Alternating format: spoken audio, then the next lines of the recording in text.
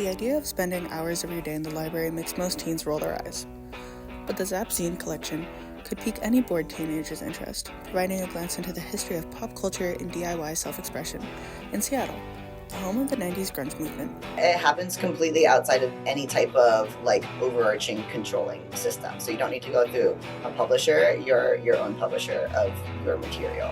And there's not even any prescription about what a zine can look like or how it functions. I don't know if you got to see it in this collection, but we have everything from a zine that's rolled up in a toilet paper roll, that's how it's packaged, to a zine that's folded in weird ways that unfolds like one of those fortune tellers. The ethos of a zine is that it's self-created, that the author of it is determining what it looks like. And I would say part of zines is also about the distribution of them. Zines, back in the day, you would get zines at your local record store, or maybe you would sign up for a mailing list from somebody from another part of the country who was writing about riot girl music, and there weren't those bands where you lived, and so you signed up for the mailing list and you got it in the mail.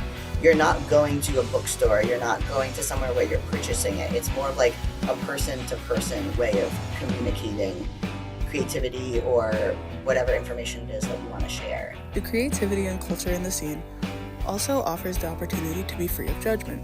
Zines are off-gridding because you don't have a digital footprint with how you made it. You could make it under a different name and nobody would ever know. Here are some examples. A lot of it is taboo topics that nobody really wanted to talk about. Feminism, or everybody wanted to talk about. Yeah. Super taboo at the time.